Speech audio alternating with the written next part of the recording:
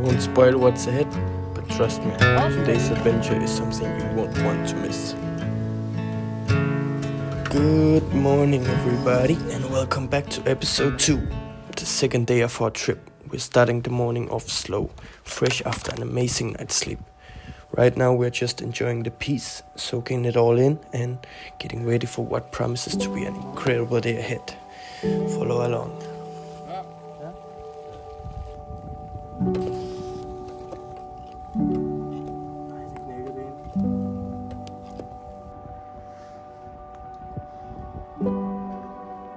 Hvor meget skal du have for at tage en dukkert?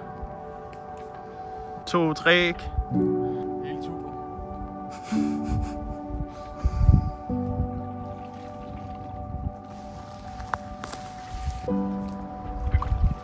Det er i hvert fald koldt.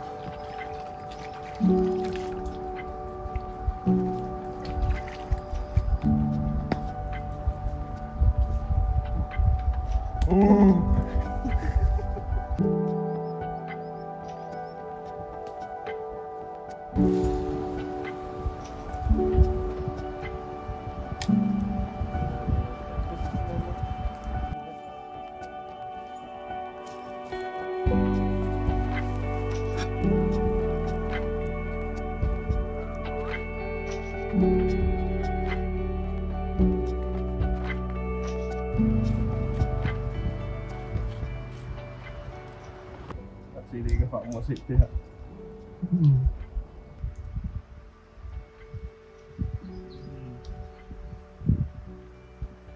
Og der er det snart bedre. Den er lidt tudende i vandet.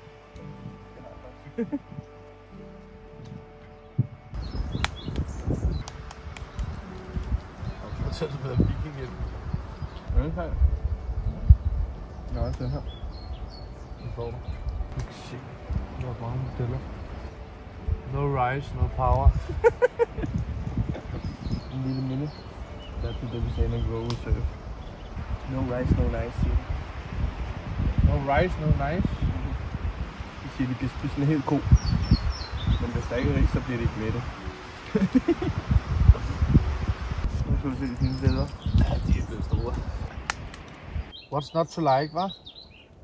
What's not to like, du? Det er sgu ikke den samme som den svenske mayonnaise i forhold til den danske mayonnaise.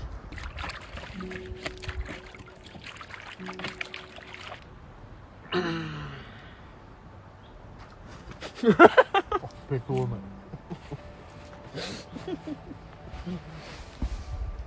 Det var du selv, der gav mig idéen. Nej, det var fordi jeg gør så det med armene. Og så var jeg ikke ud af der, så troede jeg, at jeg ramte, og så tænkte jeg, nå, det var en det.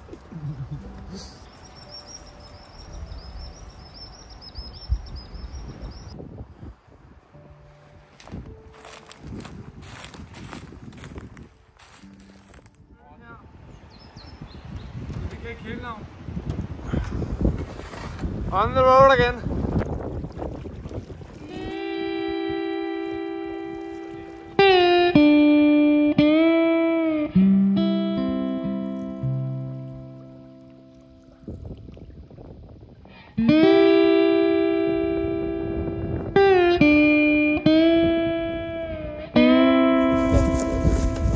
Sejlede 2 kilometer, og vi skulle lande med tis. Se, vi fandt sådan et sejt træ jo. Det er også der godt et sted at skide her. Så får man den rigtige lyd, som man er vant til, når man skider også. Blup. Blup. Jeg skal faktisk skide det, det er derfor jeg tænker på det. Kom for helvede! Det skal ikke sprøjte mig. Fuck, det er godt! Nu er det dejligt. Nu er det dejligt. Det var lige koldt nok, hva'? Det er også rent i dag. Jeg kan mærke lidt hår lige ved røvsprækken. Lige på ryggen der, ned mod numsen. De blaffer. Så er det altså betyder, at de lige bliver kortet en gang, tror jeg. Du kan ikke komme helt ud? Jo, men det er også nøjeren, fordi man skal sætte af jo, så det væver helvede. Der er også fucking mange grene lige her, som jeg så fast i. Og nøjerne hoppe ud over her, tror jeg også. And monkey boy.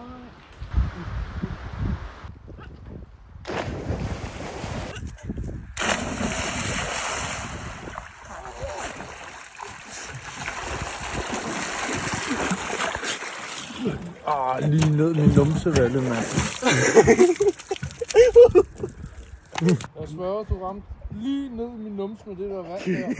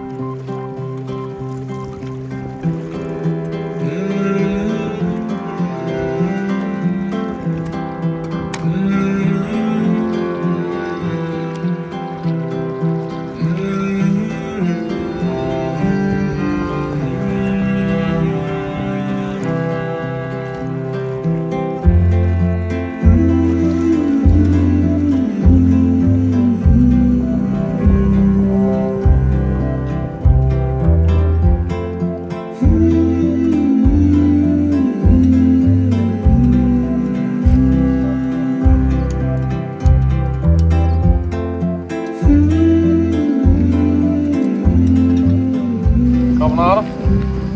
Ja. Hvad vil du have? Carbonader. Farvel.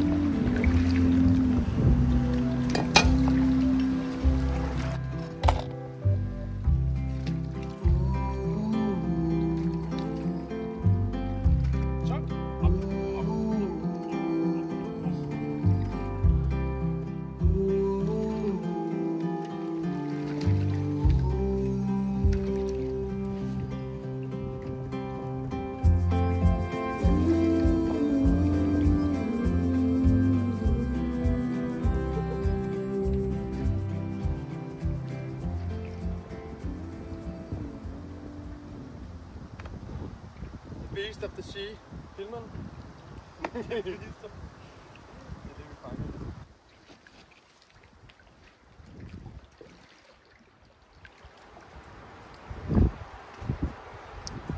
Juan.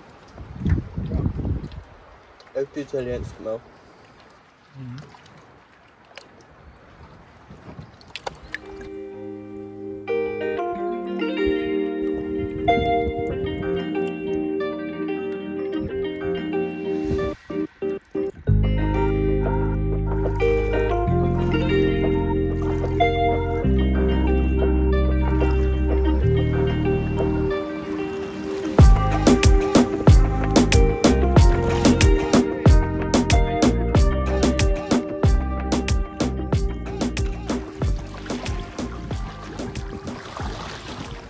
Vi har det sjovt.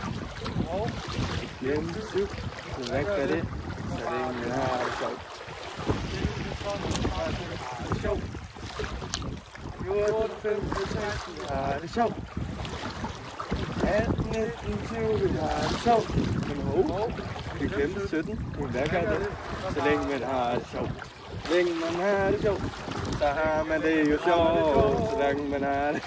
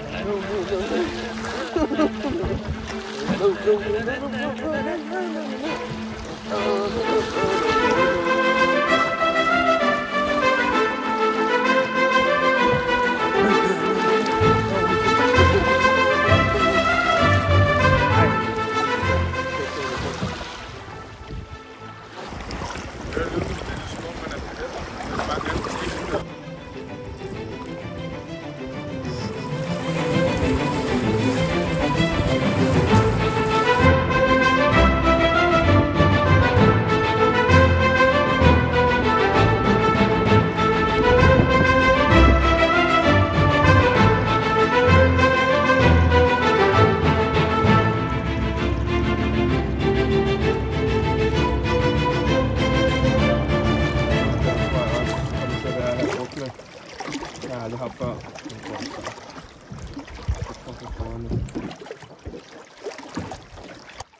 Kæft, det er en god shitting lock deroppe. Ja. Du sidder fuld. The perfect example of a perfect shitting lock. Okay, let me show you. So right here is the view. Pull the pants down.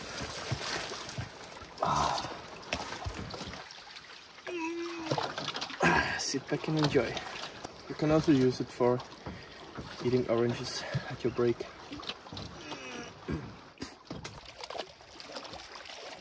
Hvad laver du?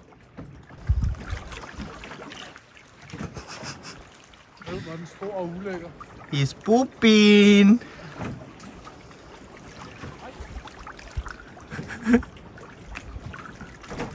It's an aggressive pooping style. Ja, det skrid. Jeg skal tørre mig.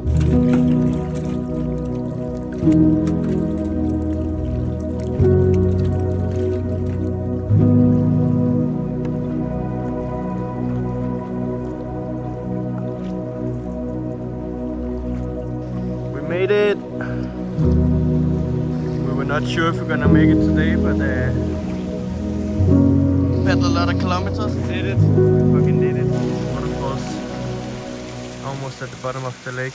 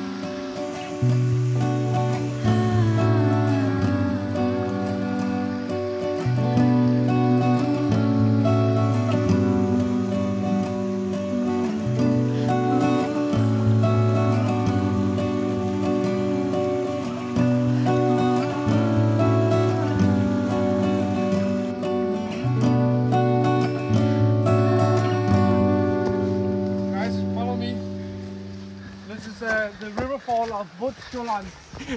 Riverfall. It has incredible views of here. Let's go check it.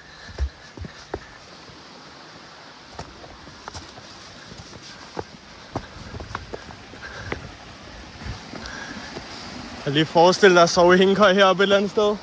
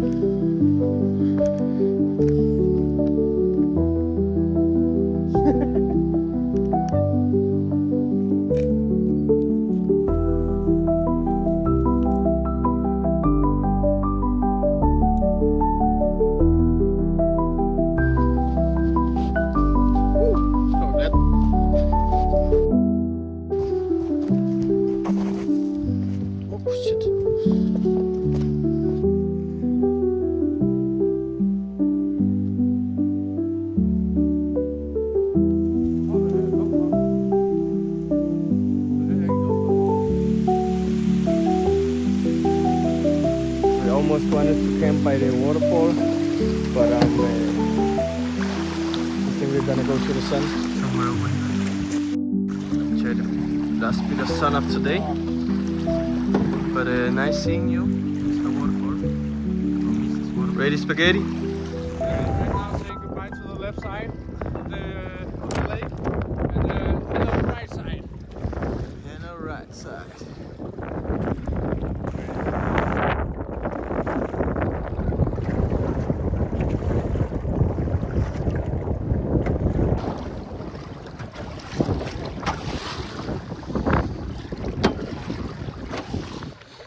First time in quiet waters since we came here.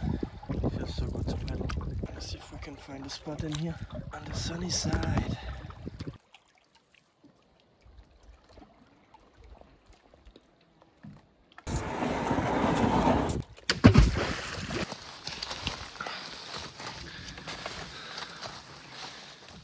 Det bliver ikke super nemt at komme op med alle tingene.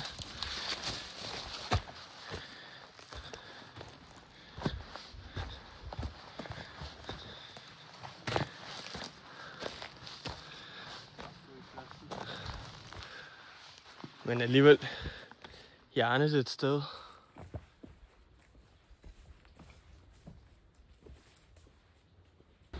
Det er sgu nok lidt svært at sætte hængekøj op her. Ja. Medmindre vi gjorde det helt dernede. Hvis det ikke skal være her, så skal vi snart finde et sted, fordi vi skal lave en god aftensmad i dag. Ja.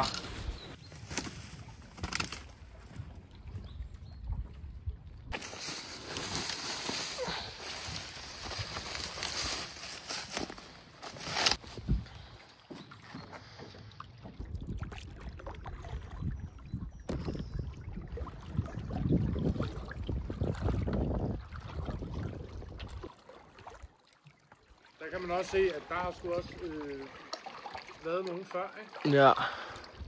I think we found a camping spot for tonight. Somewhere up here. Gonna put the cano here. Then we go up and check it out. This looks decent. Fire pit here.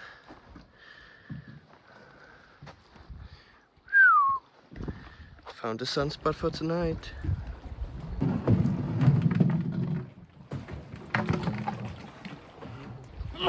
Det var sgu godt, vi sejlede videre, hva'? Ja. Det var et nice spot her.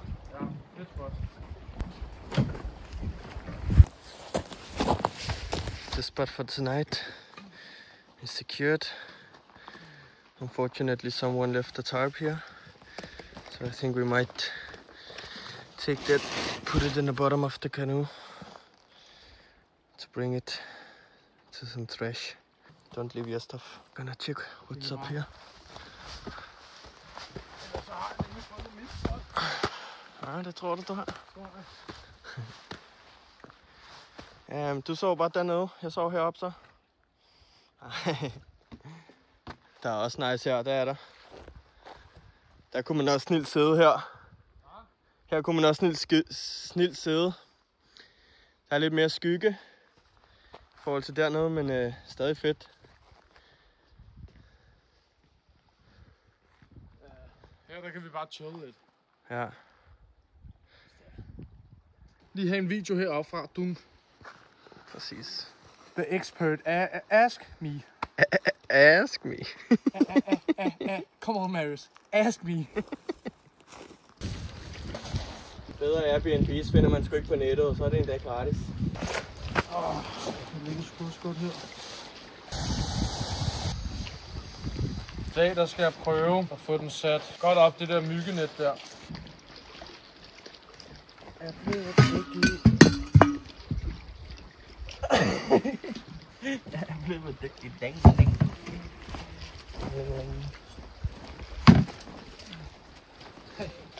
Jeg har sat den på højt, tror jeg. Den er også lige til den høje side, men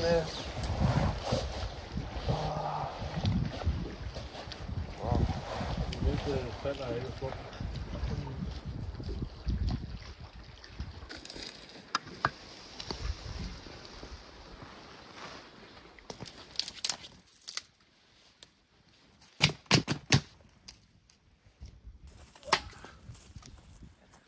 The man with the whip.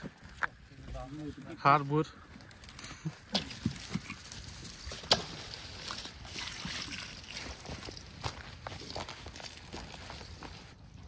Shit, man kan godt bruge den stol, var vel? Jamen altså lige her, så er det faktisk et sted, det gør mindst indtil videre, synes jeg. Ja. Vi kan have sådan en perfekt klippe derude. Ja, nu tager vi også redningsvesten, ikke? Ja. Så kommer næsten i fingeren der. Ja, så skabte man faktisk i fingeren. Gjorde du? Ja.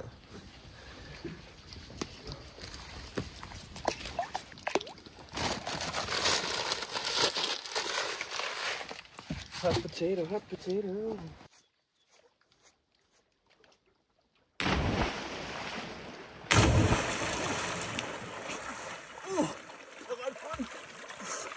Gjorde du?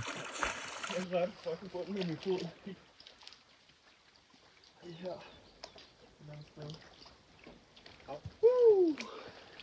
Så det er nok godt, jeg ikke lavede bare fuldt 12, så hopper så højt jeg kunne. Ja.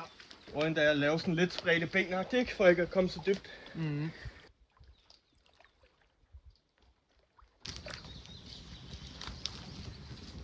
Jeg skal bare lige tjekke, om der kommer nogen. Så at når jeg skifter underbukser, der er ikke nogen, der lige kommer til at få min kæmpe hoved.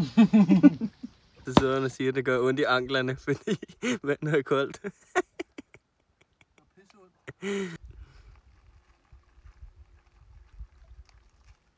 Vi venter i svømning. Hans yndlingsslik hedder det samme som hans yndlingsfilm. Biler. Ja, tak.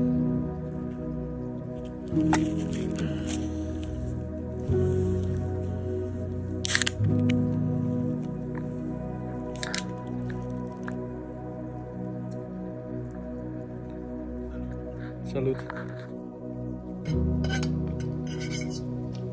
Var det godt? Prøv lige svømme. Ja, jeg skal lige lukke.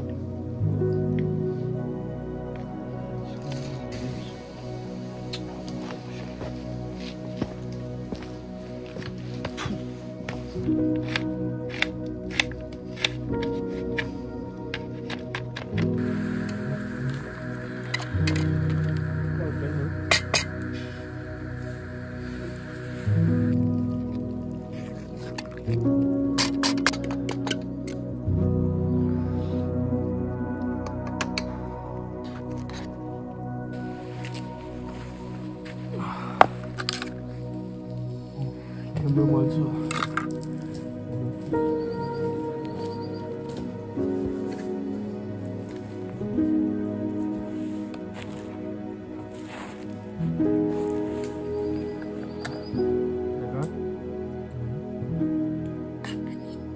Det bliver en god morgenkamp her i morgen. Nord? Nej. Hvad er det? Hvad er det syd? Nord. Ja, der er simpelthen til syd. Du sagde nord. Øst. Solen stiger op her. Ja. Så bevæger den sig sådan her. Boom. Det må den gøre. Så jeg føler, at den har været her. Den har været over det der hele dagen næsten. Så den må komme et eller andet sted. Vi har jo ramt de der sommermåneder nu. Ja. Så vi har solen i længere tid, så den må jo stå op herover og gå op her. Eller gå ned der, stå op her. Men jeg føler bare, at den har været inde over det der hele dagen. Nej, den er kommet herfra hele dagen næsten. Så det kan godt være virkelig sol i morgen tidlig. Vi er klar. Ej, fuck det, vi skifter sted. Tror du ikke, det kan være, fordi de var nede og blive kolde i de kartofler, hvis det var så hårdt? Og gulerødder, det jeg sagde. Nå, jeg troede, det var kartoflerne. Er dine kartofler hårde? Jeg forstod heller ikke rigtig, hvorfor du sagde det. Det var fint. Nå, jeg spiser for hurtigt. Flot, man kan se lidt lys derovre, ikke? Jo. Også når det sådan... Det har faktisk sin charme. På grund af, at man kan godt se, det er sådan en lille by. Og sådan nogle få huse, ikke? Ja. Og de alle sammen ligger op til, og de alle sammen ligger op i højden. Jeg synes, det er simpelthen mere dejligt at sidde direkte på roden med røven i stedet for på redningsvesten. Ja, det vil jeg gøre det. Det ligner det bare. Ja, men det gør jeg ikke.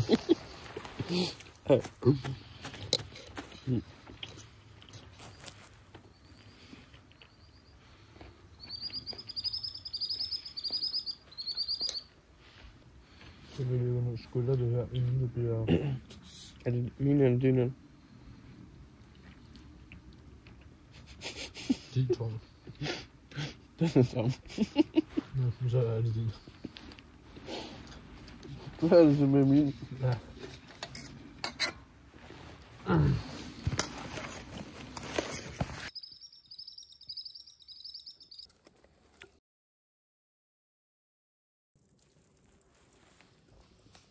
Fik du det?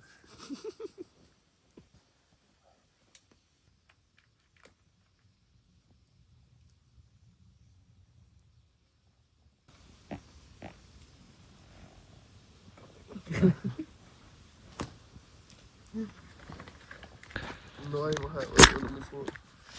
Skal vi over til Tudefjes?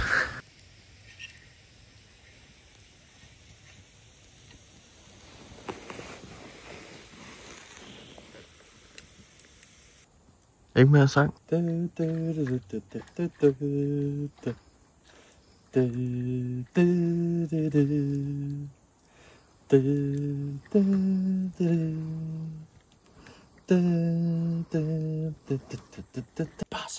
Barca. Det er sgu da irriterende, mand.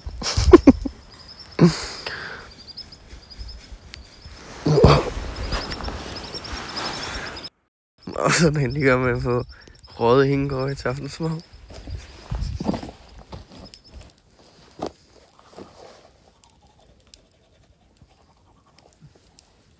Nu ligner det, at det er kun mig, der børster tænder. Nej, jeg har gjort det. Jo, men ikke på videoen. Det er næste gang, jeg går ud af sengen, det der vågner jeg mig tidligere. Du skal snart tisse. Nej. Og siger bare, den opdager her, at jeg står og børster tænder, og nu går seng, uden at børste tænder.